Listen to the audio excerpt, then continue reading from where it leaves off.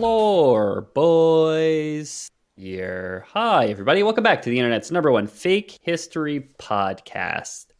My name is Ethan Palmer. I will be your host this evening. Joining me, as always, is Two Chin Pete's. Hey, it's me. I'm trying to get my necklace over my second chin here, but can't. He's getting too swole at the gym. His second chin is overcoming the power of Christ. Really. Now that they've brought back in the chin machine, there's like a chin waggler thing, which is pretty good. Like, I'm very happy they brought that machine back in with the capacity. And of course, a man whose chin I haven't seen in years, James Miller. Yeah, we just found like old videos of me when I was really young, and I have a different chin. I forgot what my own chin looked like. But I and also you've had a beard now for years, so for a long time. Yeah, it's bigger than ever. But I'm not trying to double up on my chin. I'm going for like double elbows, double knees. So I kind of like stack my weight a little differently than the average man. Oh, you want to get cankles? You want to get the extra?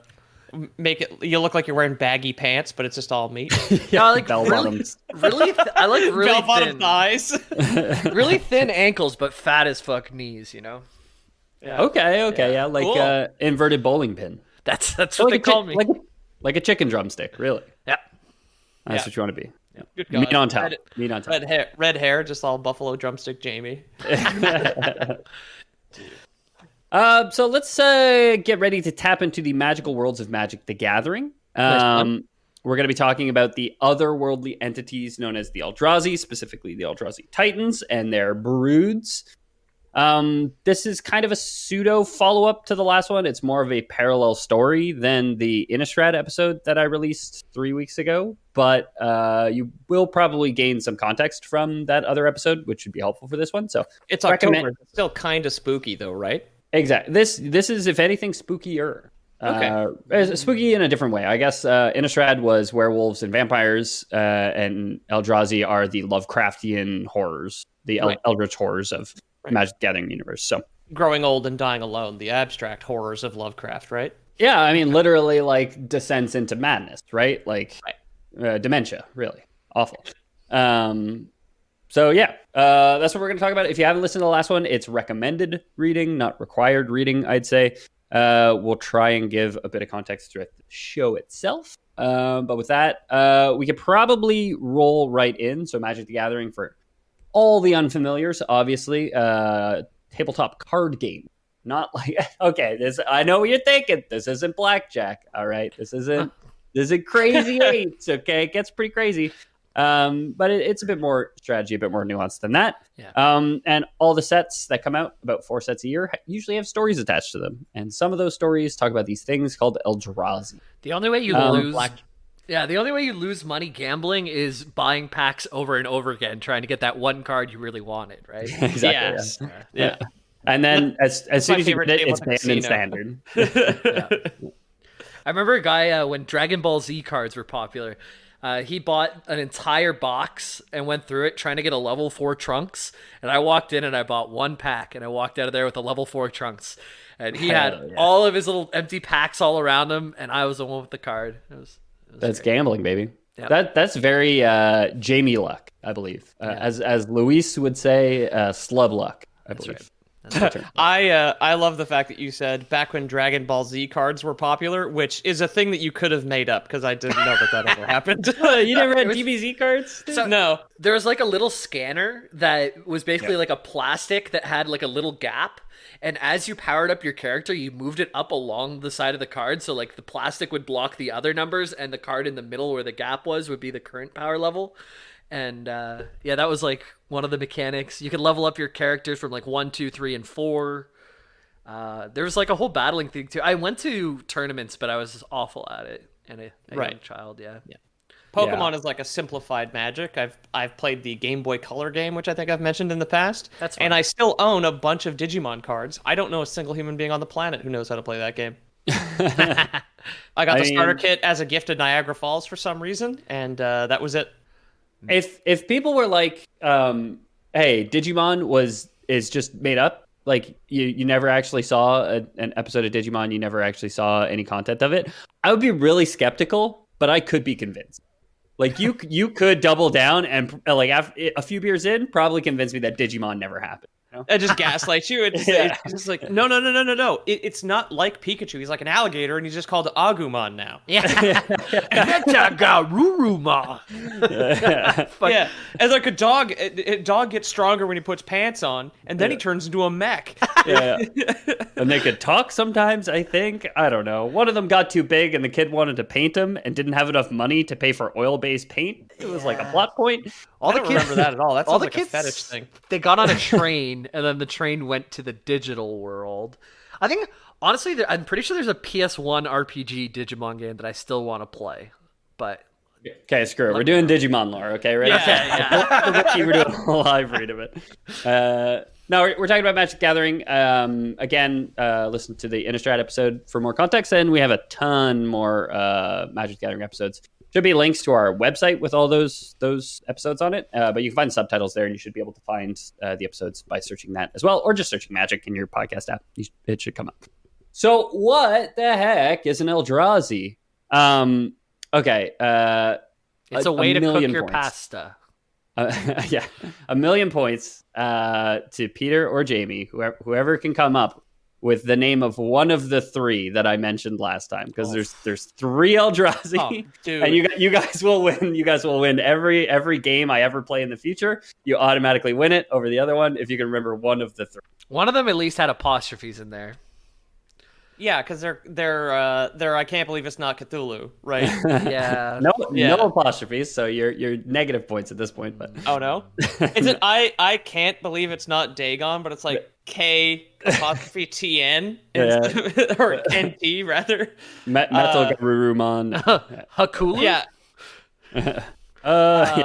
Moana. Yeah. Another rock. Metal Garurumon. Yeah. That's my guess too. And Hulu, the streaming service. Hulu.com, which you can't get in Canada. Can we have a hint? Like, do you want a hint? I mean, I want to try. One of them has. Sure, yeah. I don't even know what to give you as a hint.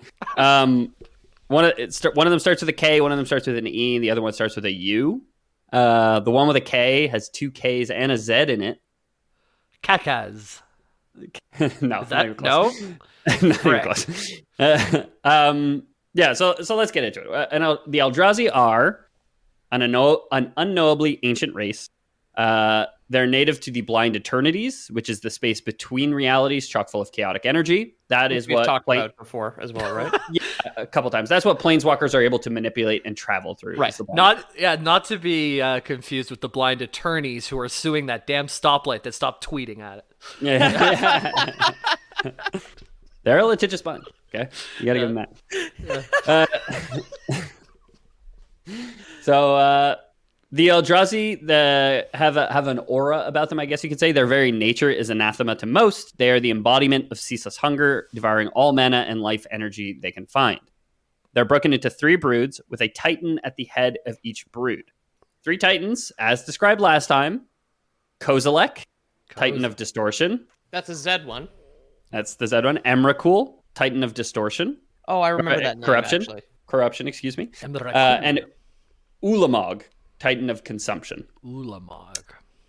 Now, if you guys at any point in the episode lose track of which one's which, because we're going to get into their physiology and the differences between the broods in a bit, and you're trying to remember what the difference between them is, just remember this. Kozilek warps reality, Emrakul warps biology, and Ulamog warps physical properties. Very clear, all right? You don't have a mnemonic for us? Is he on like the Home Improvement channel? He warps physical properties. Move that bus! HGTV, yeah. Property Bros with brothers Jonathan and Ulamog.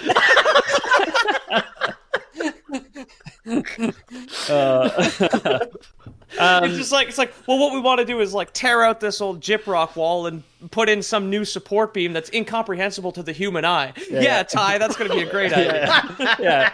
Now, what we're gonna have to do is we're gonna have to tear up this floor and add a new subfloor. What do you think, Ulamog? It looks like a horn. Yeah. How about this walk-in mind torture chamber? Ooh, beautiful. Yeah.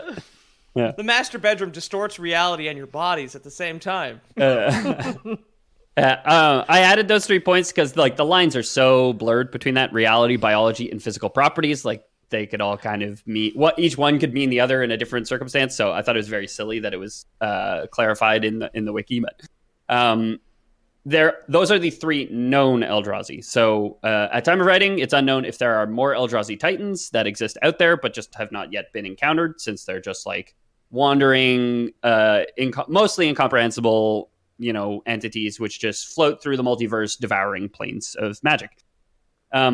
As I said, they are native to the Blind Eternities, and they don't enter planes in the traditional sense. So there's an in-canon metaphor, which does a really good job of explaining it.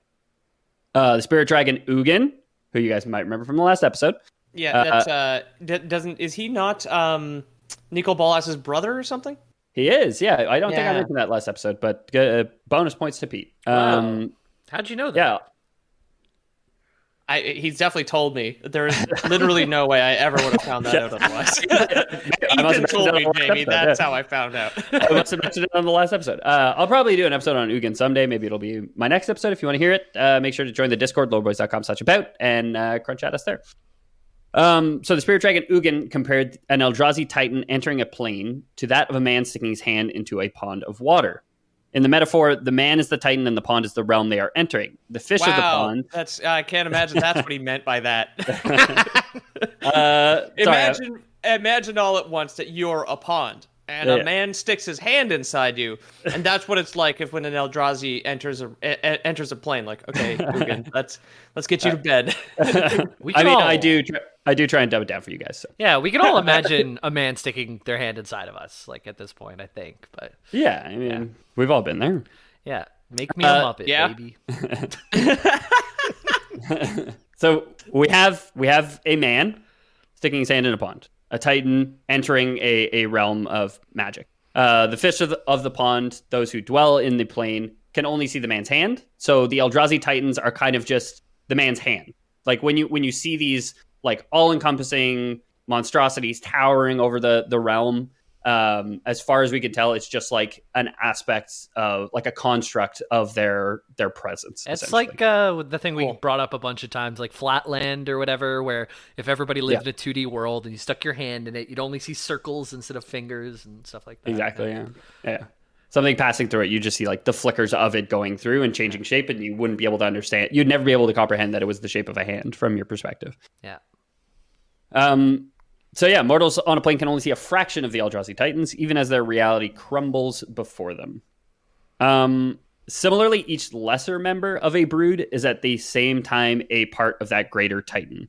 The physical forms of Eldrazi drones or processors are simply a further extension of that extra-dimensional being. So the Eldrazi, you have your flagship cards. There's cards for Ulamog, there's cards for Kozilek, and there's cards for Emrakul.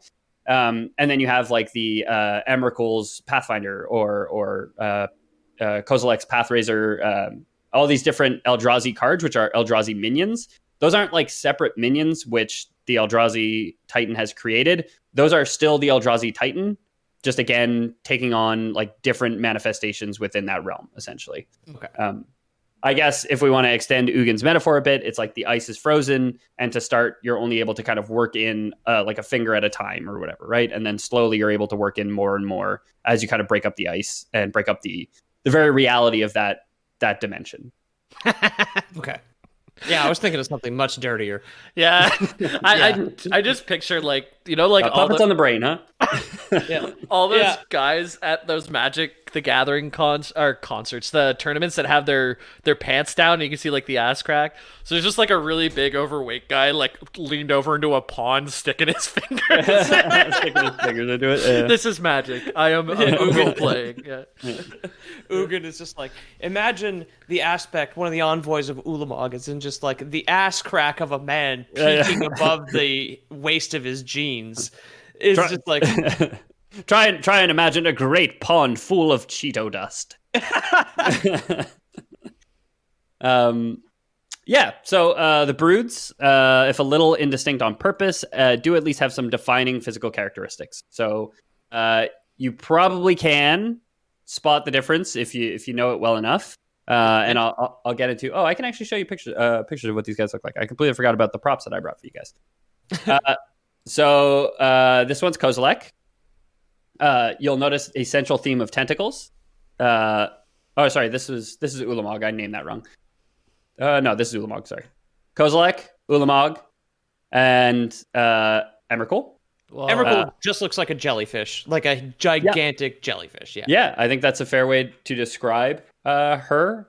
Ulamog, take note of the bone plated helm or head, and the bisected arms. So he's basically got like 2 sets of upper arms and then 4 forearms with 4 hands at the end of each of those arms. Looks like someone just plucked him like a weed from a garden or something. Yeah, he does. I can kind of see he's like a tuber or something, right? Like a turnip. Yeah. And I think Kozilek maybe the most humanoid form, the body anyway. The head is kind of like most comprehensible of all of them. It's like he has a face where his neck should sprout, like he's just looking straight up all the time. He's a turtle. He's a shy turtle, essentially, right? Yeah, with 2 big buff arms. Yeah. Cool. So we'll get into the differences between their progeny. So let's start with Ulamog, if I can find him. So you guys will notice some similarities to the big guy, right? He's got the bony plated head, bisected arms with like recursive fingers, almost. It looks like. Yeah, he has like it has like a lot of additional knuckles on every finger. They all kind of wrap around. Yeah. And then he's got like bell-bottom pants but that flare out into like octopus tentacles too. Yeah, exactly. That's true. He's got the cankles. He's got the inverse Jamie going on. Yeah. He's got also like if you were to bend your arm forward and like the crevice on the other side of your elbow, he has second arms coming out of the middle of the arm, out of the joint in the elbow, essentially. Yeah. So Ulamog's progeny are characterized by the featureless bony mask, which covers what can be best described as a head. They are the most highly tentacled of the Eldrazi, although that's like stated. I think Emrakul definitely gives them a run for their money, and we'll see why in just a little bit. This is Kozilek. I don't know why he got so small. I can make him big for you guys. So this is Kozilek. You'll notice he shares the similar bisected arms. Mm-hmm. The spawn of Kozilek are usually covered in peepers, though rarely do they have any on the head. I don't know what happened to this image. It got super, super compressed, but there is like an eye in his elbow joint here that you can't make out anymore. Cool. They often have large black jagged plates that float around them and share bisecting arms with the Ulamog lineage. So these kind of floating like orbs, stones of Ioun for the D&D fans out there, which float around them. A lot of the Kozilek spawn have this just kind of part of their biology. If you had an eye on like the inside of your arm, like at the crevice, does that mean instead of blinking, you just have to like move your arms up every 6 seconds? Yeah, you gotta do reps, man. You gotta do reps. Get in the Discord, join Fit Boys, and we'll keep those eyes moist, okay? That's my goal. It's like that's why I go to the gym, is keep my eyes moist. Yeah. They're so dry throughout COVID. Yeah. Cool. Sorry, it won't let me change anymore. Technical difficulties. This thing is very cool looking. It's got less fingers than the last one, where it's the split arms at the front just have like 4 fingers on them instead of what looks like 12. Mm-hmm. Yeah. Oh, this one's a Kraken. They're freaky dudes. Yeah. So again, this is spawn of Emrakul. Again, tentacles, but I will have you guys notice the kind of like lattice patchwork skin. Kind of like very fibrous and like crisscrossing. That is like a defining characteristic of Emrakul's brood. Okay. So Emrakul's... It's like when you digest something. It's all the exactly. cilia or whatever in your intestines that pulls all the food down and everything. Yeah, and it looks maybe partially digested, to be fair. Yeah. Emrakul's children, perhaps the strangest of all, lattice-like flesh and of otherworldly hues, often bright purples, blues, and reds. They possess no discernible sensory organs often and come in indecipherable shapes. Except for this one that clearly has eyes. Again, often. And this one is not explicitly of Emrakul. This is just kind of a generic... no, they're not all named. Oh, I see. But there's a generic Eldrazi, but I pulled it up for the lattice-like structure. And again, they do share a lot of similarities, all of them. But there is another telltale sign in this piece of artwork, which lets you know that it's probably Emrakul, which maybe we'll have uncovered by the end. Maybe actually super spot on, James. Like unbelievably, like Really? not even what I was referencing. I don't know if that would tell you definitively that it is Emrakul, but the full moon will definitely come back later. I actually don't think we're gonna talk about the full moon in Emrakul today, but now I wish we did. But I was kind of saving it for a potential future episode. But maybe we could briefly talk about it a bit later. Okay. For now, though, we can talk about what they share in common anyway, and I can stop sharing this. I don't got any more good guys. Time for you guys to have to be like the listener and imagine what I'm saying. Oh. So while each brood is unique, they're cousins for sure. There are some consistent lines through each design. All, or at least most Eldrazi have a proboscis located somewhere near a joint. Sometimes it's a knee joint, sometimes it's a jaw joint. It seems to just depend. And a lot of them have tentacles and weird fleshy bits, things like that. Proboscis like the straw organ on a bug, basically, like a mosquito or a butterfly. Yeah, exactly. They use it to drain life essence out of victims, and feed that back to the host. Again, they feed on mana and life essence. Did you guys see that GIF that was going around of the proboscis and the mosquito searching for a vein under the skin? And you could just see like the proboscis like probing around until it eventually found a vein and started drinking. Oh yeah, it's really unsettling. Cool. Yeah, how'd they get that angle? I wonder. I don't know. It looks like it's like they just removed the skin and you're looking underneath the skin at it. It's really weird. Oh, yeah. The Bill Gates microchip has a selfie camera on it. That's probably how they shot that. Yeah. You just get all the boomer shots of like the low angle camera, but it's just a mosquito's face. Like, I show you my proboscis. Please respond. I'll try and find it and post it in the Discord. So go to loreboys.com/about and get in that Discord, and you too can see my proboscis. That's not a threat for our lawyers, for the record. For our blind attorneys. We support the differently abled on this show, and we only hire blind attorneys. So, do you guys want to try and get canceled? We can try and gender these Eldrazi if you guys want. Sure, dude. Let's do it. Jellyfish is a female. Jellyfish is a female, it says Jamie. What about the other two? What about most humanoid figure and the turnip? Most humanoid man. I'm going to say it's a guy because it's got broad shoulders and like kind of... It does have like a high armored neck sort of thing. Okay. I want to say. And unless they are all gendered at all times, depending on when they enter a plane and they materialize as something when they go in, where they are all of them all at once within the blind eternities, and then they manifest as like, yes, my male form, which is the one we currently have. Yeah, the big dick Eldrazi is here. The turnip. Oh no, it's the bisexual one where it has like a fucking denim vest covered in pins on it. You're like, oh no. The turnip looked at least half man. He looked like a man that was pulled from the ground, like a mandrake from Harry Potter series or something. Very that screaming thing? Very mandrake-like. Yeah. Less be. You guys nailed it. Once again, I am floored. To me, to most people, they appear to be pretty genderless. Kudos to the brave researcher who tried to sex them. At the same time, this being the Magic the Gathering fandom, there's been a lot of arguments about pronouns used to describe the Eldrazi. Wow, what a pointless thing to fight about. Right? We're talking about the Magic the Gathering fandom here, so as a member of it, you have to understand that sometimes arguments about arbitrary words in the description of how a card works are very important. If you refer to this picture of a jellyfish as he, I'm going to flip the fucking table, dude. Yeah, exactly. So there are some inconsistencies in official sources too. Some places would say he, some places say she.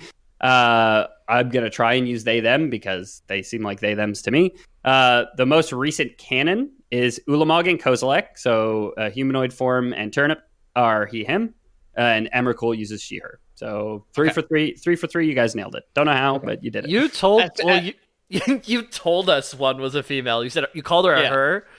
And oh, did I? Yeah, and then the other two, they have the bodies of dudes at this point, of typical dudes. They got the muscles. They've all been banned off Twitter, but we did discover their pronouns prior. Yeah. There you go. Yes. They made Jack Dorsey go insane. So the Eldrazi, maybe unlike some internet arguers, are intelligent in at least some capacity. Got him. That pronoun bit was to just set up that sick roast on people who argue on the internet. And go ahead, argue with us because you're just stepping into our trap, baby. Oh yeah. So while in general unfathomable, the telepath Jace Beleren managed to communicate with a conceptualization of Emrakul within his mind at some point. So Jace Beleren we talked about in one of our first episodes of Magic Gathering. Not our first, I think our third maybe. He got bullied like till his puberty dropped. He did get bullied. He is like the edgy smart boy, like boy Incel. Genius character. Some incel vibes for sure, but they all have a little bit of that in them. I think we talked a lot about him being an incel that episand. That rings a bell in my head. But yeah. Very possible. He was just like a playful prankster because he hung out with Chandra and Liliana. Yeah. And the incel guy's the guy is Vesner. Oh yeah. He was incel. Yeah, and he's huge incel vibes. Yeah. Okay. Huge. Sorry, I mixed up. That's from the that's from another series. Anyway, we've done a lot of Magic the Gathering at this point. It's hard for me to keep all the lines straight, honestly. So the conceptualization within Jace's mind acknowledged that they did not realize that the telepath existed, and that Jace had seen was just an attempt of Jace's own mind to conceptualize something that could not be understood otherwise. So by that logic, it's if you're kind of conceptualizing them with a dick, then they got a dick. Otherwise, they don't. Since they're just these like manifestations of something incomprehensible into a real space, it's like the viewer's mind, which fills in those blanks because it can't handle the empty space. Okay. So that's where you get these kind of like tentacles and flowing patterns and things like that, and they're able to affect the universe in that way. Jace just can't understand anything. It's like, no, I saw within its mind. It's got a hell of a hog on it. Don't worry. He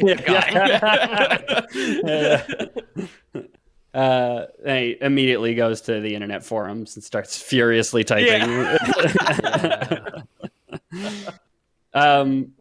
So it's almost like observing the absence of the Eldrazi almost manifests them. If an Eldrazi twists reality in the woods, but there's no one around to see it, does the plane still collapse in a flash of blinding white light?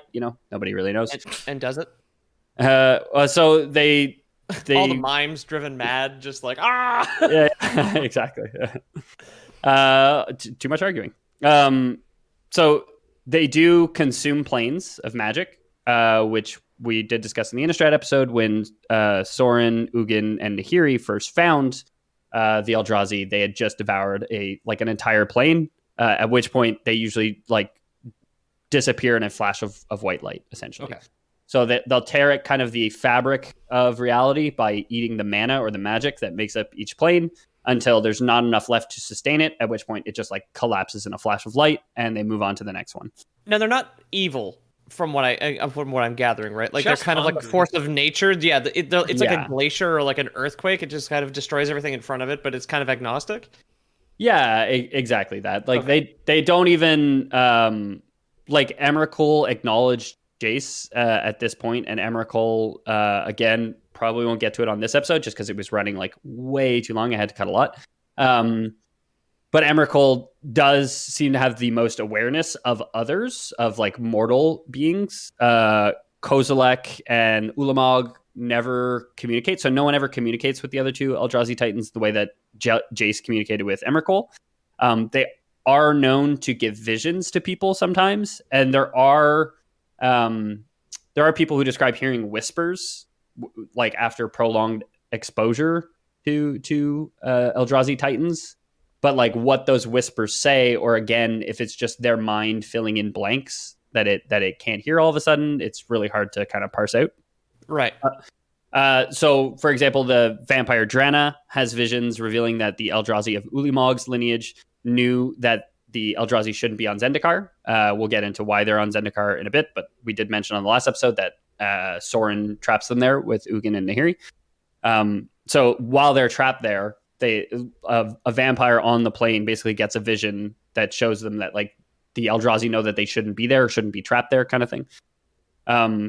Another one caught in Kozilek's reality warping field. General Tazri has a vision in which Kozilek obliterates the Gatewatch, who we'll get into who the Gatewatch is in a bit, but it's Jason, Chandra, and some other people, proving that the Titan's aware of the Planeswalkers at the very least. The fact that this vision came from him in theory. But okay, yeah. Well, he is just assuming that it's not. I guess you would have to just like assume that is a thing trying to tell you something, like some sort of wicked vision of the future, opposed to your brain just being terrified and you having like an unrelated nightmare, like while psychically linked with a monster, right? Yeah, exactly. Yeah. What if you just like always heard Amaranth's ASMR streams everywhere you went? Like that was the whispers. That wouldn't be so bad. I could deal with that. I've never heard one, but I can only assume it would drive me mad.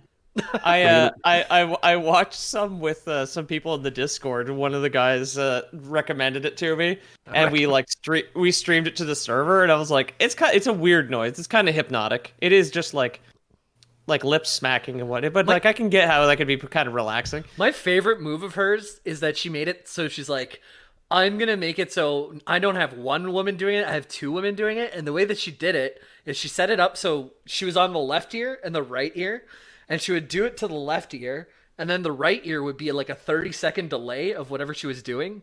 So effectively she was like making it feel like there was two people there, but it was just her and then like her 30 seconds ago. So honestly, pretty innovative in the SMR scene, I gotta say. To have a live show like that, impressive. We're talking about like eldritch horrors that like bend reality and devour entire realms of existence, and this conversation is making me uncomfortable. Okay? I know nothing about this. Okay, I'm too boomer for your sex streams, James. Please keep them to your episodes. Okay. Honestly, don't even watch them that much, but every time I turn it on, I'm like, how has she brought it to the next level? She's just always innovating. she keeps ratcheting it up. I don't get it. She's a leader in the industry, I swear. So finally, when doing what they do best and consuming planes, each of the three broods has a particular effect on the landscape it leaves behind. This is the point in the episode where I remember I did have more visual cues to give you guys, but I clearly have not prepared them. So I'll describe them for you. Ulamog, Warper of the Physical, if you'll recall, leaves behind a white coral-like substance. So he kind of turns the entire plane into like this like devoid, barren coral reef, like a bleached reef. Yeah, I was gonna say it's like what currently happens basically with pollution. Exactly, yeah. Kozilek, Warper of Reality, is known to leave behind formations that resemble colorful bismuth crystals. So for anyone unfamiliar with bismuth, it's a crystal which forms naturally in the shape of squares. Very cool to look up. Oh, neat. Yeah. So basically, like the entire ground, like behind in the wake of one of Kozilek's brood, will just show like these like crystal rainbow square patterns all over the place, just kind of like branching out. Emrakul, Warper of Biology, is known to leave behind yellow dust, which can transform the very scenery into flesh and blood. Yeah. So yeah, you'll be walking along behind Emrakul, the jellyfish, and you know the land beneath you will go, "Hey, I'm lying here." To which you will, of course, reply, like, "I'm walking here." It's yellow dust, and then like when you touch it, you turn into no. So, like the ground is breathing when Emrakul leaves, and there's hairy bits and there's bony bits and there's fleshy bits, you know. Yeah. It's real gross. I don't like that one. You use your coupon code Emrakul on manscaped.com to clean up your dirty hairs growing out of the ground. Yeah. Dirty son of a bitch. You need the lawnmower 4.0 to mow your actual lawn of all the hair from it. Yeah. So, like I said before, it's unknown when they awoke, where they came from, how long they had been destroying planes before they were found by the band of three planeswalkers. Their insatiable hunger would crack open entire realities to drain them of the marrow that was their magic essence and leave nothingness in their wake. Stopping them for a time was a monumental task. We'll go beyond stopping them for a time right after the break. Millennia ago, three planeswalkers decided to do their best to rid the multiverse of the threat of the Eldrazi. Ugin, the Spirit Dragon, Nahiri, the Lithomancer, and Soren Markov of my last episode fame were the ones to take on the task. We did talk about it on the last episode a little bit, at least the trapping of these Eldrazi. Right, I guess, yeah. Like under the sea with a cage of Zeus's lightning. where it is better. That's Disney's Hercules. Where it is wetter, where it is better, under the sea. Yeah, that's exactly what they decided to do. And then along came Soren. He hurled his thunderbolt.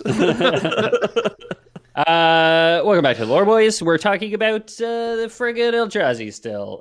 James, you could not be further off, I guess, because it's really under a mountain, Mount Akum, or a range of mountains. Mount Akum? Well, yeah, on that's the subject of Amaranth. Amaranth. Yeah. Mount Akum, of course.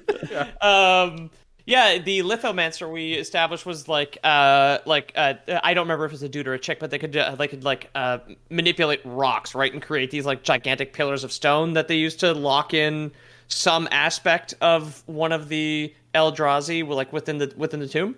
Yeah, exactly. Yeah, or all three of them get trapped there. I guess half of the amount of points that I offered you guys last time, if you can remember the plane that they get trapped on. It's Nahiri's native plane. There's another famous planeswalker from there named Nissa, who we'll talk about in a bit, who ends up joining the Gatewatch. I think you talked about it probably 40 minutes ago at this point, and I've completely forgotten. Delta Airlines. I don't think I've mentioned it on this episode. Maybe I have. Maybe I let it slip. Like I let it slip that Emrakul used she/her pronouns. But I definitely mentioned it on the last episode. I've mentioned it before as well. Is it Zendikar?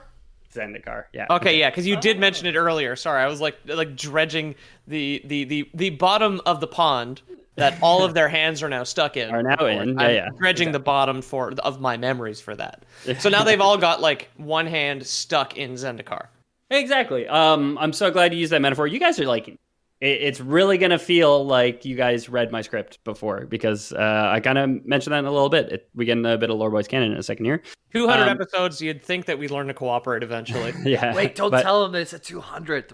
We're going to do the actual 200 later. Now the Lore Boys is like a middle-aged lady, where it's just oh no, we're not 200 episodes. It's rude to ask a podcast how many episodes you've done.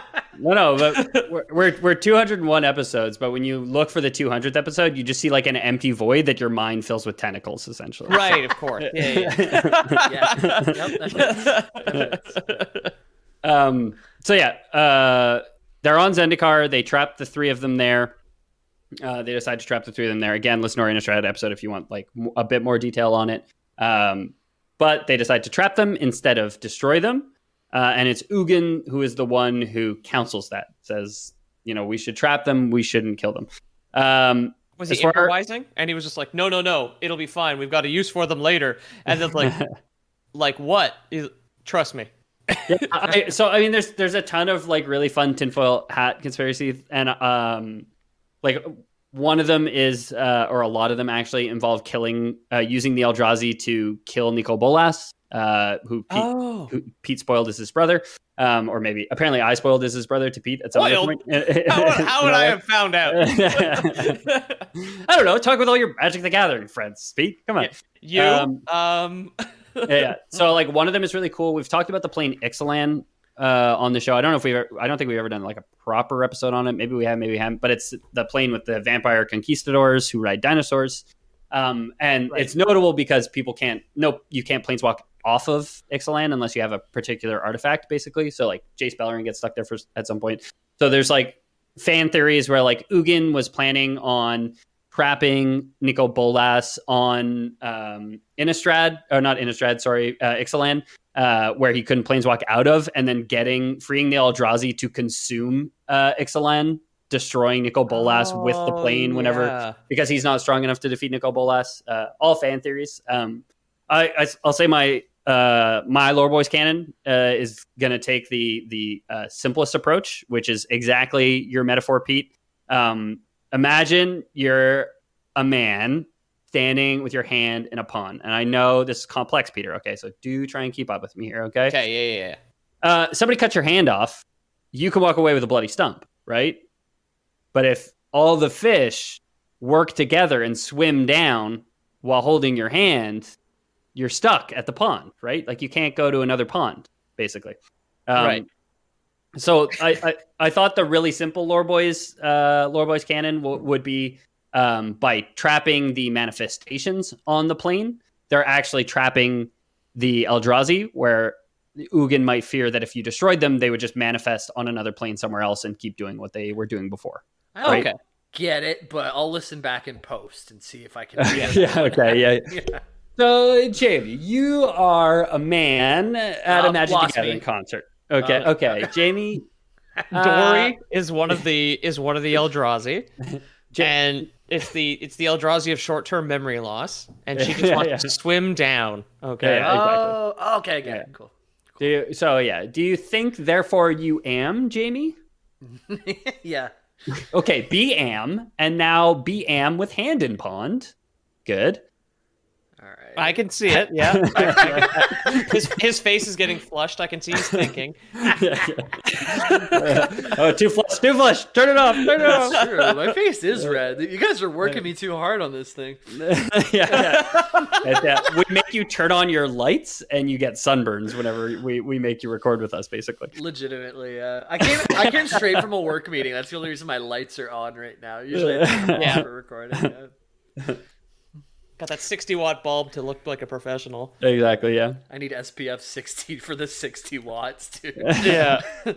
Just put it on the bulb. It's easier. Oh, true. That's smart. Block the light on the way out. Why don't they just launch sunscreen into the sun? Yeah. Well, that's how there was, just to go off on a fucking tangent here quickly, there was like some stupid Bill Gates project that was to like blast chalk dust into the atmosphere or whatever, which would help cool the planet by reflecting sunlight, but we should just do that with sunscreen instead. He's clearly made it. What's the SPF on chalk? Yeah. Okay, all the kids, a lot of it. All the kids who are late for class got to take the chalkboard erasers, get launched into space, and bang it out up there. Oh, clap them all at the same time. Yeah. It's like that if you all jump, can you move the planet sort of thing. Yeah. It's like if all the kids clap the chalkboard erasers at the same time. Of course, everybody's got a smart board now. We're talking like boomers.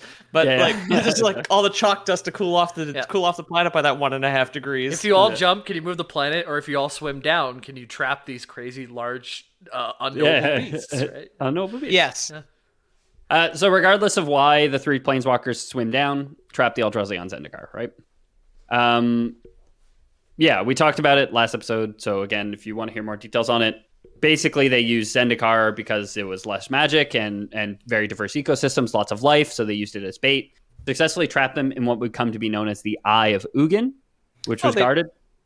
Sorry? Maybe Ugin just has like a stepmom MILF fetish that he's not willing to say.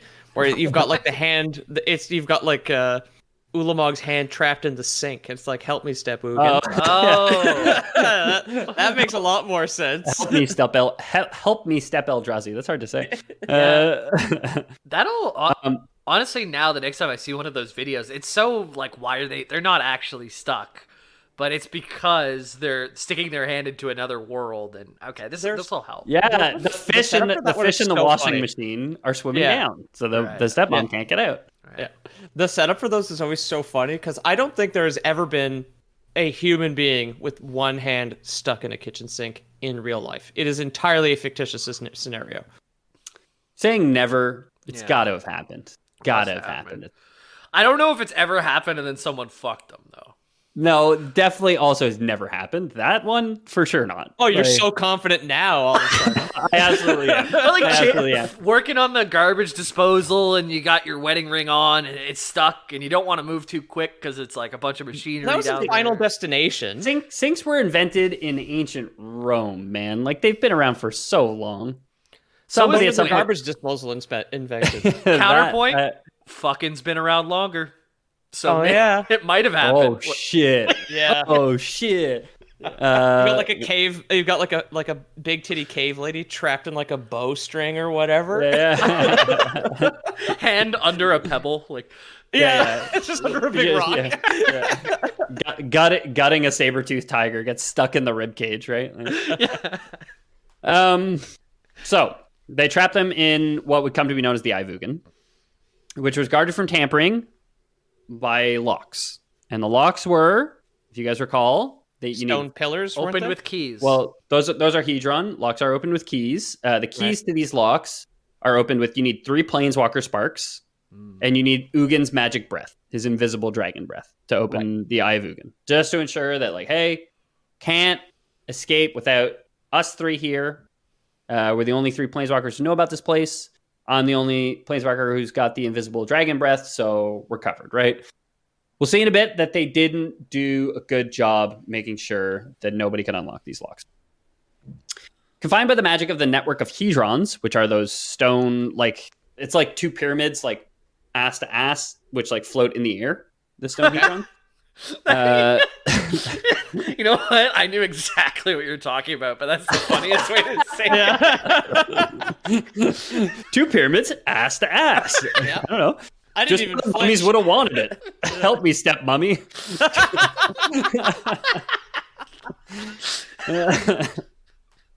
Confined by the magic of the network of ass-to-ass pyramids and the imprisonment spells, the Eldrazi fell into harmless dormancy beneath the great supervolcano on the continent Akum for a time. Right. The Planeswalkers disbanded, with Sorin and Ugin leaving Zendikar, while Nahiri remained to watch over the prison. Despite the powers invested in the trapping and confinement of these forces, something sinister still leaked from within. The noxious force of Ulamog was not properly contained, and it soon seeped into the locals' drinking water. Ooh. Oh, this is the yellow dust in the flesh warping one, right? No, Ulamog is physical warping. Oh, Yeah, excuse me. It's gonna leak through the faucets and change his tiles or something like that. Yeah. It just redecorates, with broad HGTV. Leak into the drinking water was a metaphor. In case that wasn't clear, Peter, I know the metaphors have been a struggle for you all episode. So really just to say there's like a gas, like there's radon leak, and it's eldritch horror gas that makes you go insane. Okay. Metaphors are hard. Why not just use similes? Because you get a or as and it really like denotes like I know you're not being serious. Okay. You know? The noxious force of Ulamog was not properly contained, and it was like it soon seeped into the locals' drinking water. Better? Cool. Yeah, that's better. sweet. Much clearer. You put a lighter up to your faucet, and then your entire house just like changes shape and then crumbles into the earth. Yeah, the walls just start melting, and you have a good acid trip, basically. So the site of the prison had been carefully chosen. The mountains of Akum were hazardous beyond reason and were deemed inhospitable for simple folk. The Planeswalkers, of course, had overlooked just how hardy a native population of humans could be. Because Amaranth's at the top, and there's like 100,000 Turkish dudes trying to get to the top of the Subgoal. Mount of Akum, dude. It is the Akumers. Yep. I assume that's like another sex thing that you're bringing onto my wholesome, spooky podcast. Yes. Okay, good. Confident, yes. I don't know. Amaranth turkeys, I guess. I don't know. No, Turkish, because they're like you can't get porn real easy in Turkey, so they watch the Twitch where you got the nice lady with the big boobs and doing the whispers. Oh, does she have big boobs? Damn. Okay. The people living in the mountain soon were besieged by visions of Ulamog, of the reality warping powers he promised, and soon they began to worship those sinister whispers from beneath the earth. What I had mentioned before, they just start like hearing whispers. They become kind of a cult devoted to an imagined deity of the mountains. They establish a temple near the site of the prison and begin performing rituals inspired by their growing madness. So they're losing it.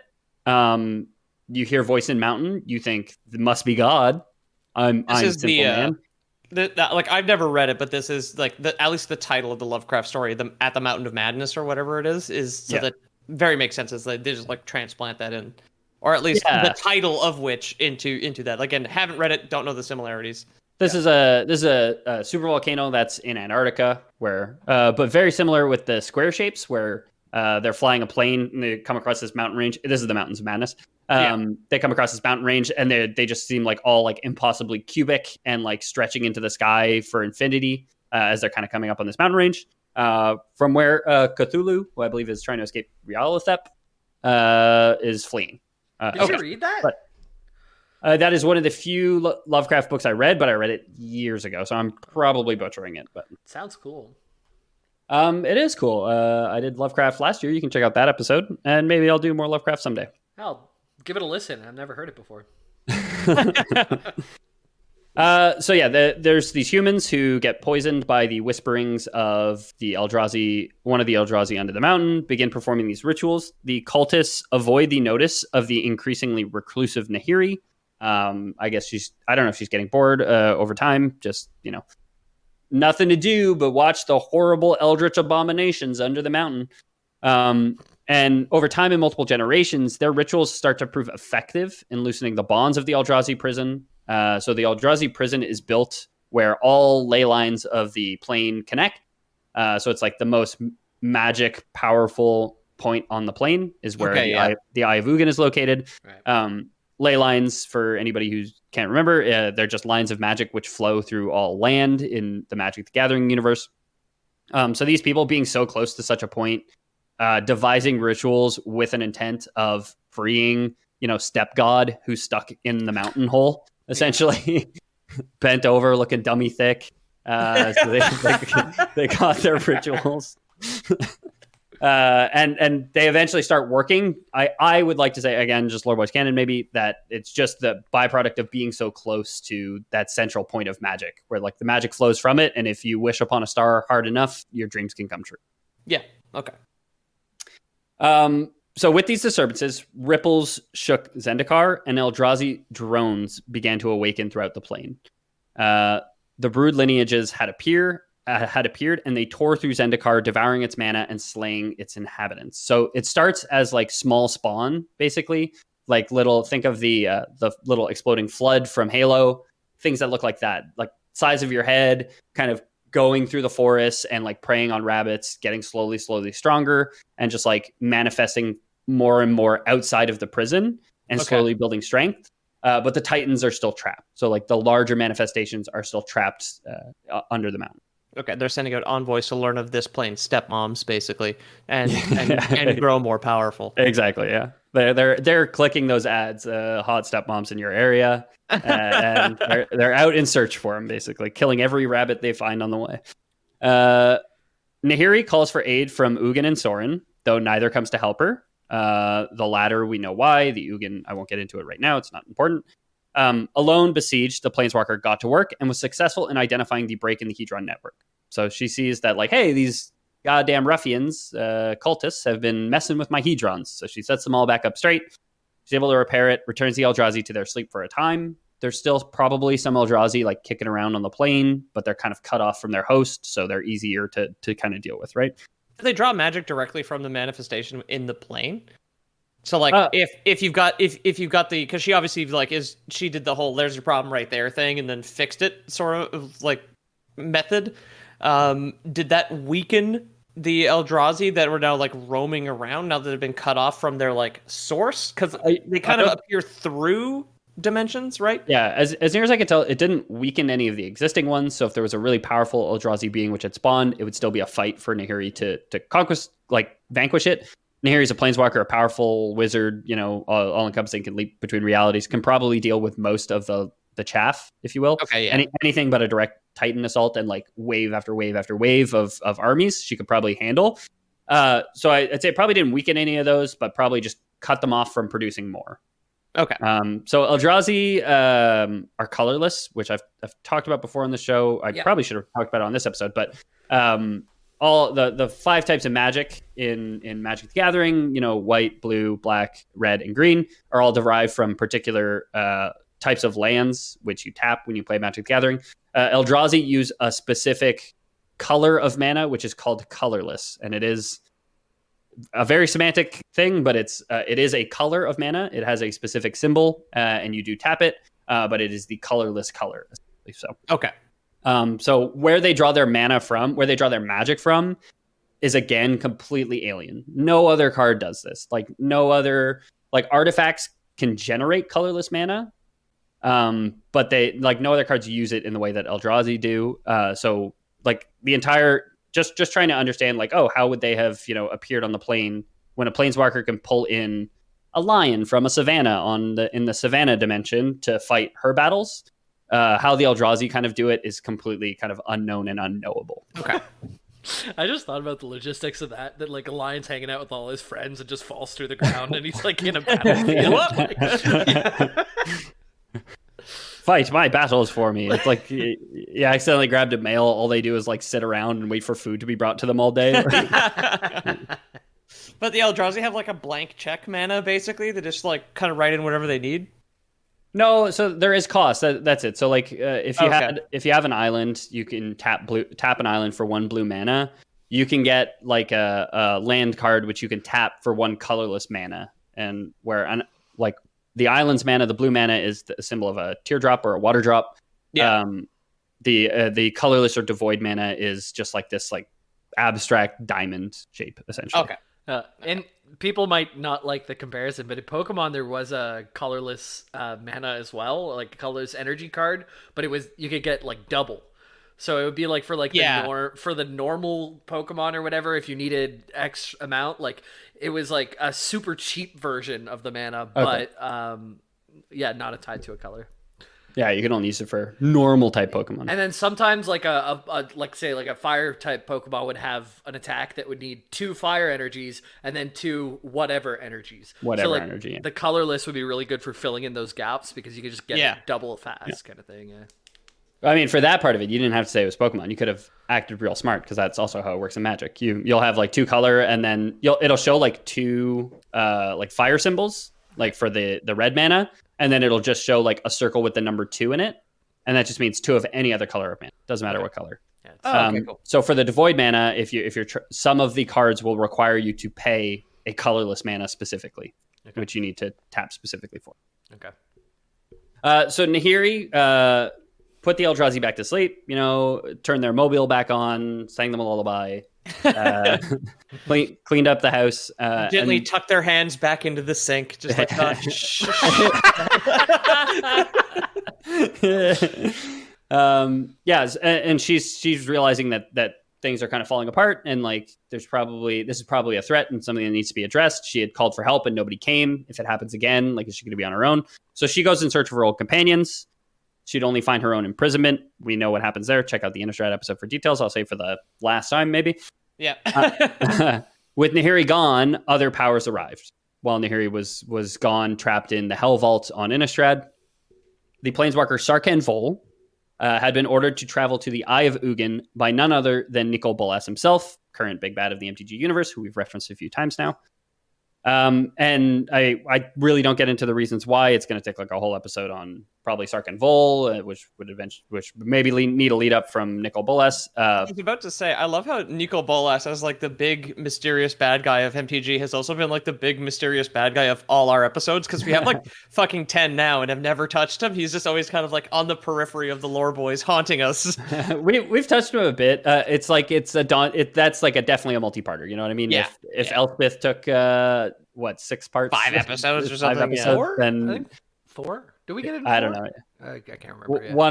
I mean, Nicol Bolas would take a lot, so I think that's just the only reason why I haven't. And it's just he's probably one of the more known characters, so less interesting. Yeah. For me to want to talk about maybe. But I will do him someday for sure. But yeah, he sends Sarkhan Vol, one of his lackeys, one of his minions, a planeswalker who's capable of transforming into a dragon, basically. Sends him to the Eye of Ugin, where he's just left to stew. He's left here for a long time, indeterminate amount of time, I guess I should say, slowly descending into madness while standing guard over empty halls at the beck and call of his master. He takes to speaking to himself and hallucinating over the years spent alone until one day another visitor arrives. Chandra Nalaar, someday pyromancer of the Gatewatch, appears at the Eye of Ugin. Again, probably need a Chandra episode at some point, probably need another Jace episode at some point, probably need a Gideon Jura episode at some point. But these are all, for people in the Magic the Gathering game, you probably recognize these names. They are known as the Super Best Friends, where they're all planeswalkers. They form something called the Gatewatch, which is like the Avengers of the Magic the Gathering realm, essentially. Right, yeah. Chandra is red aligned. She's a pyromancer.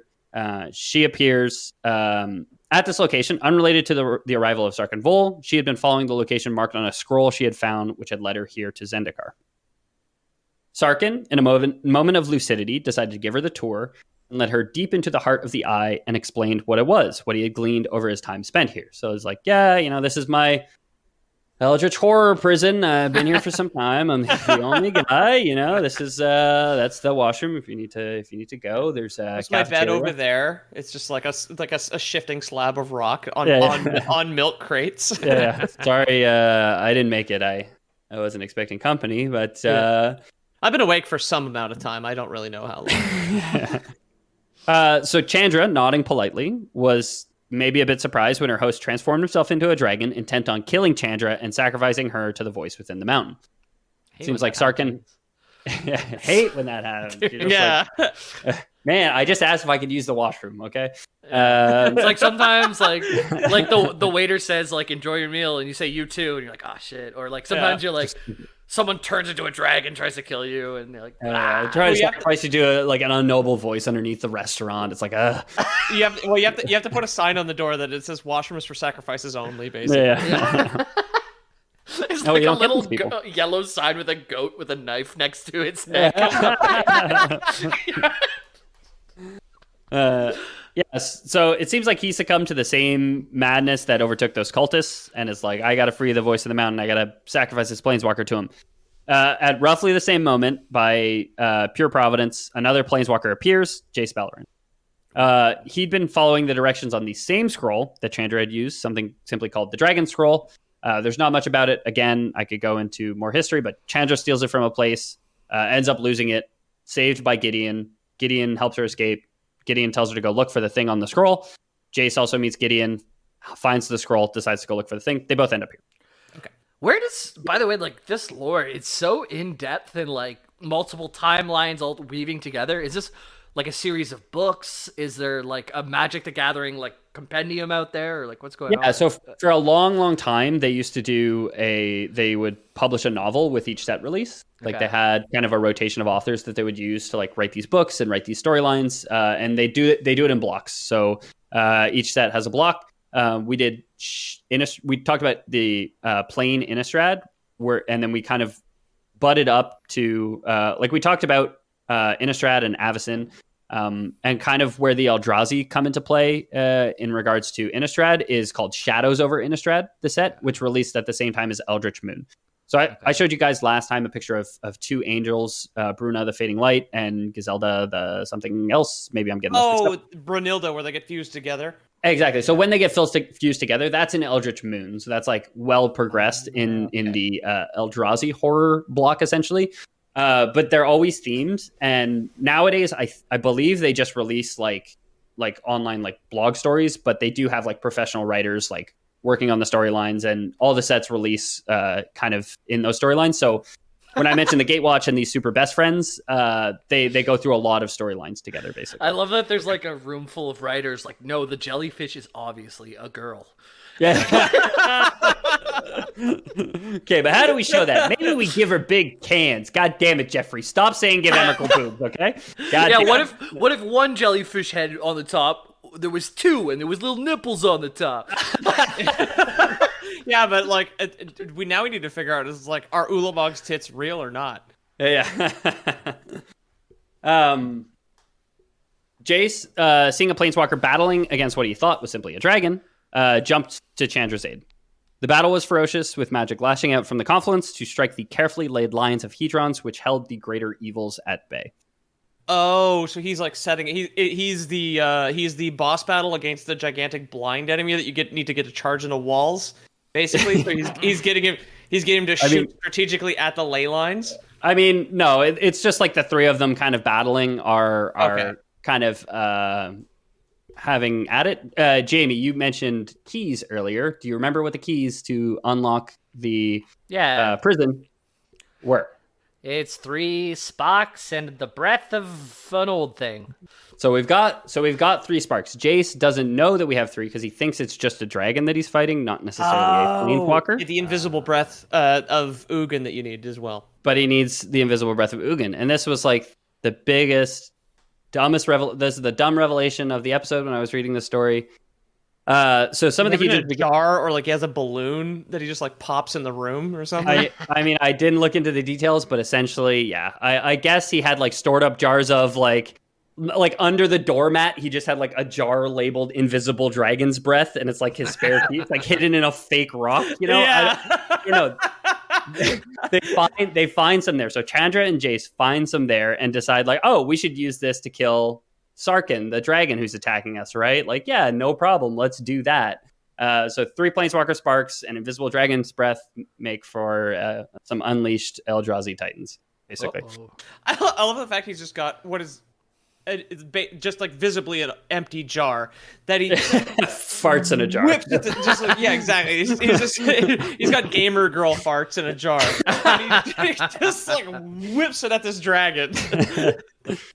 I was picturing like an old balloon that used to be up, but it kind of just slowly fell towards the ground. Yeah. Oh yeah, pop still on the string, just like a tiny little balloon now. Yeah. So they unleash the Invisible Breath on Sarkin. They defeat him, but in doing so, unwillingly open the last lock on the Eldrazi confinement spell. The Eldrazi rise once more to feed on Zendikar. Across the plane, dormant stone hedrons come to life, shifting and materializing into strange superstructures, bending the laws of nature around them. It's around this time that Sorin returned. So on the last episode, we were talking about Innistrad and what Sorin was doing over there, and we said, oh, then he goes to Zendikar for a while. And I said, I'm not going to talk about it. So he gets back. No Nahiri, whom he imprisoned in the Hell Vault. No Ugin, which I won't get into right now, but if I ever do an Ugin episode.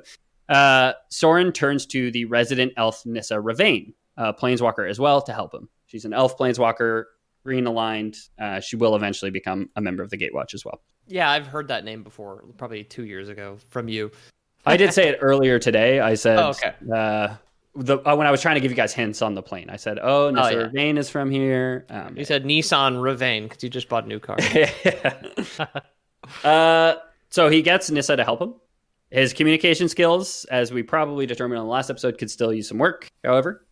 While Sorin worked to reinforce the containment spell, Nissa struck the main Hedron binding them, thinking incorrectly that they would just up and flee.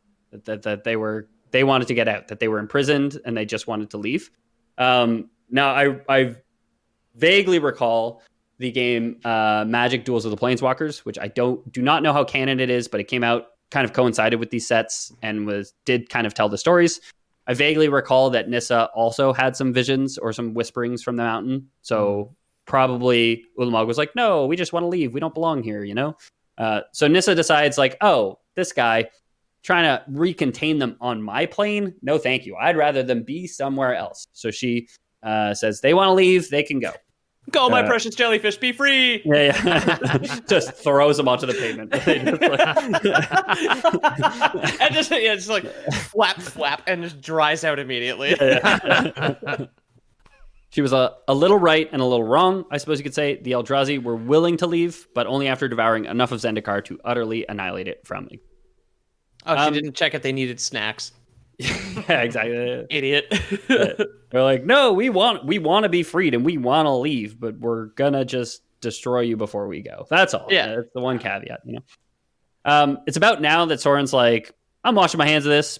He leaves, goes back to Innistrad, says, I don't want to deal with this anymore. I tried. He's like, I imprisoned Nahiri. I didn't answer her calls in the first place. I come back here. I didn't effectively communicate what these things wanted or keep an eye on like the fledgling planeswalkers who were messing with things. No, I'm going to go. Basically. Yeah. So when everybody go crazy, I'm not a therapist. I'm out. So he leaves the mess in Nissa's hands. Nissa was joined by 3 others, Chandra, Jace, and a 4th, Gideon Jura. Realizing they need to stand together, they each take on an oath to each other, and the Gatewatch is formed. Basically, in this moment of crisis is when they swear an oath to each other. In this set, there is 5 cards, or I think there's 4 cards in the Battle for Zendikar set, which is Oath of Nissa, Oath of Chandra, Oath of Jace, and Oath of Gideon, which all do different things. And then eventually you get an Oath of Liliana card, because she eventually joins the Gatewatch, just not off the get-go. Well, she's hunting demons, right? Exactly. She's hunting demons, if you guys will recall, on Innistrad right now. She probably waits till the war's like almost won, then she steps in right at the last minute, pledges like, yeah, we did it! You know? We did USA! USA! I wasn't going to say it, but... That's like World War I. Yeah. So while this is going on, while they're, promising to be faithful to each other, Ulamog is rampaging across Zendikar, while Kozilek is lying in hiding, letting his scions do the destruction for him. So Kozilek has kind of like shifted himself under the tectonic plates of the plane, and it's just like, I'm going to chill down here, let my fingers poke up through the ice and like wiggle on the surface. Whereas Ulamog is reverse ice fishing. Yeah. Or it's like a knit blanket, just with like fingers poking up through it. Ulamog's rampaging across Zendikar. Emrakul, however, simply vanishes from the plane. She gets up and leaves whenever Nissa frees him. Okay, so jellyfish is be free.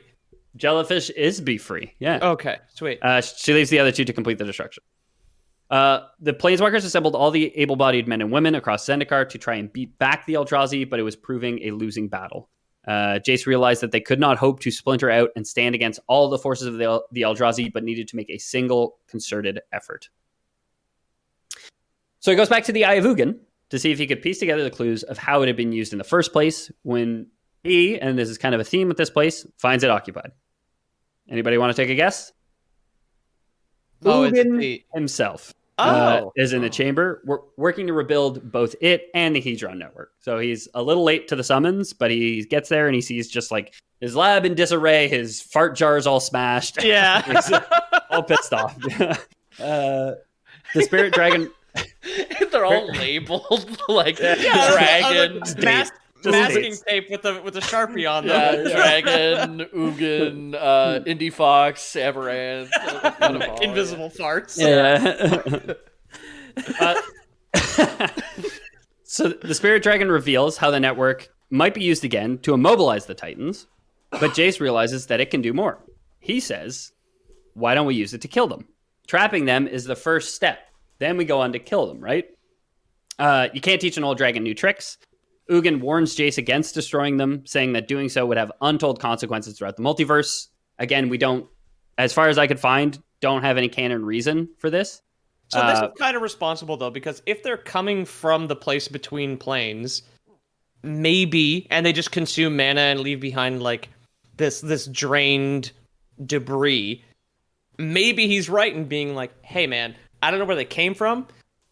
He's listen to your heart. Like, I don't know where you came from, and I don't know why. But he's just like, he definitely understands that, like, maybe if we kill these things, the planes will just like dissolve or whatever. So it might be responsible into the it could fact be that an ecosystem. Yeah, exactly. But at the same time, you're like literally witnessing them like turn people into horrible flesh monsters, and like the worst possible end to your life is seeing one of these things like show up in town, you know? So yeah, I don't want to both sides it, Peter, but I can see both sides, you know? So yeah, Ugin's like, it might be a balanced ecosystem. We would just want to trap them for now until we can learn more, even though they trapped them and never spent any effort in studying them or anything like that. Although maybe too dangerous to study, right? So they recruit another local planeswalker, the merfolk Kiora. Jace describes the leyline pattern that they would devise to draw the bulk of the Eldrazi into the plane so that their energy could be dispersed into it, effectively killing them. So they're like, we're going to draw them in, trap them again, and then once they're in, we're going to like disperse that out, not keep them concentrated in one spot. No, like disperse them out into the plane. So like rather than keep them just in the Eye of Ugin in that one concentrated location where their forms are like manifested and can hold steady, just like thin them out throughout the plane, like super, super wide, and it'll just like destroy them. They won't be able to hold on to themselves anymore. Okay. So all they need was the bait. Gideon gets to work clearing out swaths of Eldrazi swarms with Kiora and Chandra supporting, and the Gatewatch successfully managed to anchor the Titans to Zendikar. So some of them show up and are like, hey, we're the force that's going to fight you and kill you. Look at us. Hey, look at us over here, you know? And they distract them long enough that Jace can enact the plan and trap them, basically. Jace and Nissa. So Nissa like moves the Hedrons into position. There's a card called Large Hedron Network or something like that, which is some great artwork of, you see like Ulamog standing in this like what's called the Sea Gate, which is like this like basin at the bottom of a waterfall, and there's just like all these Hedrons like circling in around them, basically like hemming them in to this one spot. Cool. But yeah, they get them to that point, and then they say like, okay, we're ready to pull the switch and spread them out. It's Kiora who first notices the implications of such a feat. The immense destructive power of the Titans threatened all of Zendikar. They risk pulling the plane into the Titans as much as the Titans into the plane. Jace's plan would effectively threaten to destroy Zendikar as well, and all of its inhabitants, as much as it would destroy the Titan. So Jace is not from Zendikar; he's from Ravnica, and he's like, "Yeah, let's. This plane was great, but we got to sacrifice it for the greater good." Meanwhile, Kiora, Planeswalker, local, is like, "This seems a bit intense, right?" I'm with Jace so far, dude. These are some badass fucking Lovecraftian monsters, and one plane for all of that gone?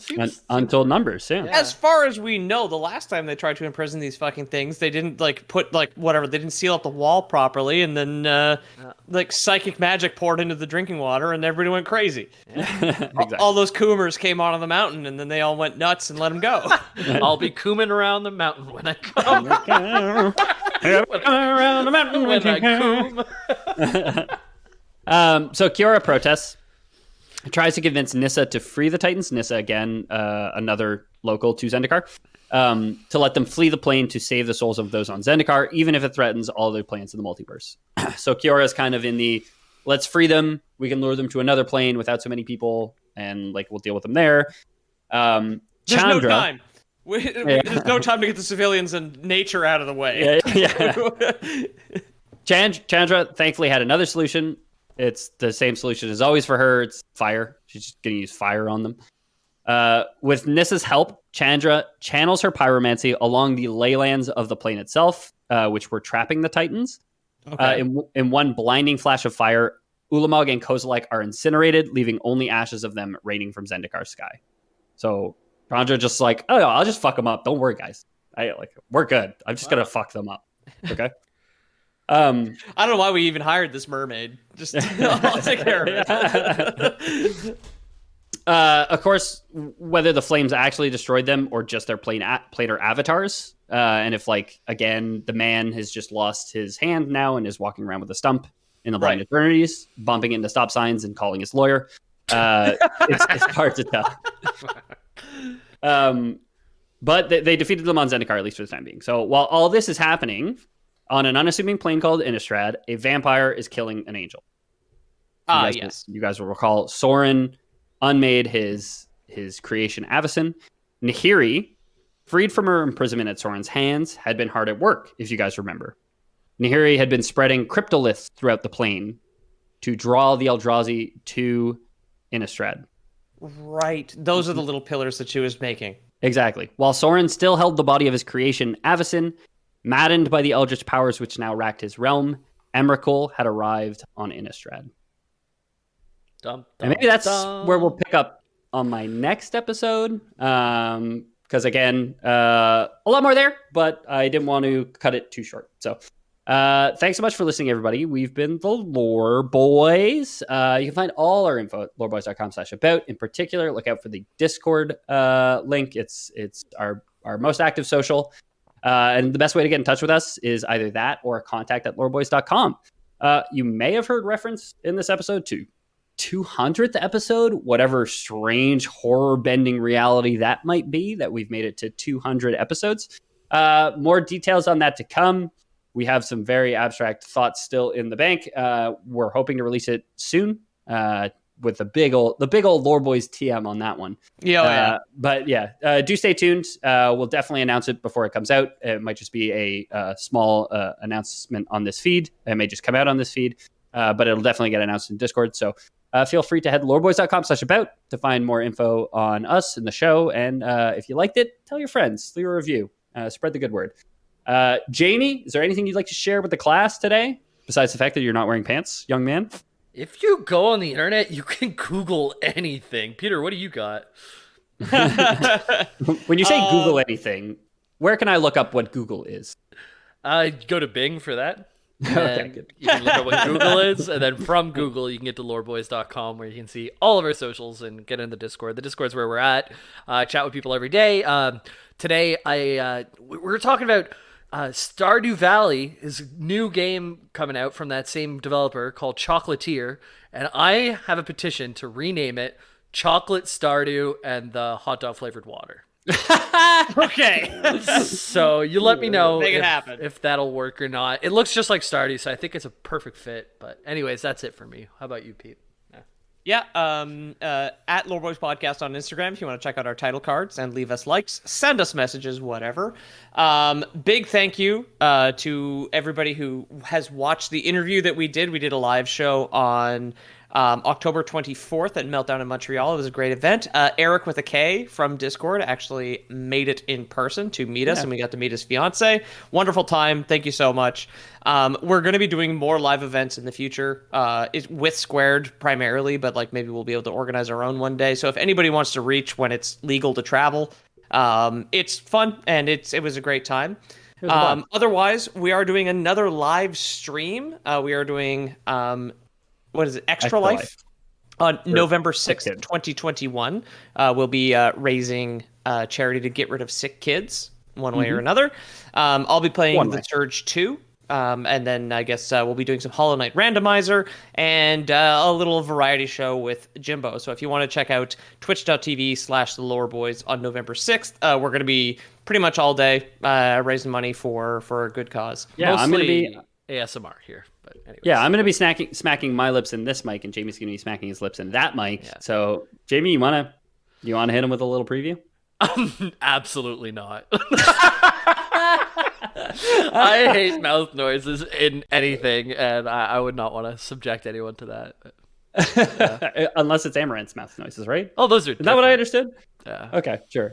Yeah. Amaranth's mouth always taking it to another level, as we stated earlier on the show. Innovator. Y'all wrapped up there, Pete? Done talking? Huh? That's it. Check out the stream November 6th, 2021. Thank you to Squared Idea. Thank you to Eric and everybody who's checked out the interview that we did. And yeah, that's it. If you're looking for a place to dump all your cash before we start raising money for sick kids, so you don't have to feel guilty about not donating, we do have a Patreon as well. Patreon. Yeah, we'll launder your money for you. Patreon.com/the Lore Boys. You can head there to support us with some scratch. Big shout out, as always, to everybody who does. It means the heckin' world. And you know, we wouldn't let reality warp it for anyone, but for you, maybe.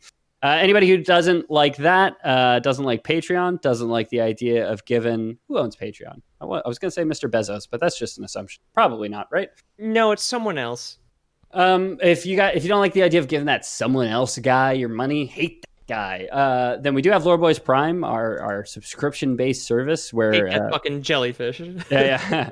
Where we offer you guys something special every single week. So Pete's mentioned a few times now, he is giving out jellyfish. I believe Jamie has some bismuth crystals to give out this week. I have some...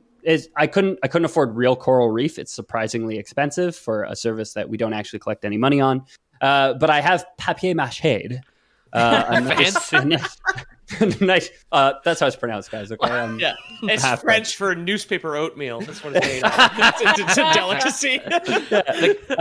So I've got some newspaper oatmeal bleached coral reef. The bleach completely destroyed the paper, just dissolved it to nothing. So it looks very eldritch. But in matching with spooky season, we'll do your Halloween decorations for you guys. We got live jellyfish, bismuth, which I don't know if it's valuable or not, but Jamie said he's willing to shell out for it. And I'll do the newspaper oatmeal. Last I heard, like, bleached newspaper is kind of just paper, but without the news, Whoa, dude. Last I heard, we've talked about this before. Just blew my fucking socks off with that one.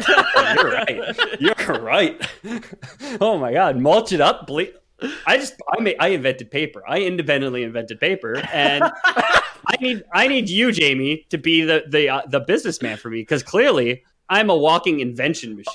Take the paper, slice it. It'll be the best thing since sliced paper. Okay, what if I take my speakers out back, smash them with a sledgehammer? What did I just invent, Jamie? Sound? I have no idea what you're going for. Well, I mean, for a short amount of time, I did invent sound. I guess the speakers were producing sound for a time, so I used speakers to invent speakers. Okay, yeah, I like it. I like that it. Works. That works. Temporary speakers. Yeah, disposable speakers. Yeah. Yeah, exactly. Don't worry, Pete. I'm working on an invention to get that crucifix around your second shin, though. Okay, buddy? Please. I think that would constitute a Lore Boys. Lore Boys. Out. Out.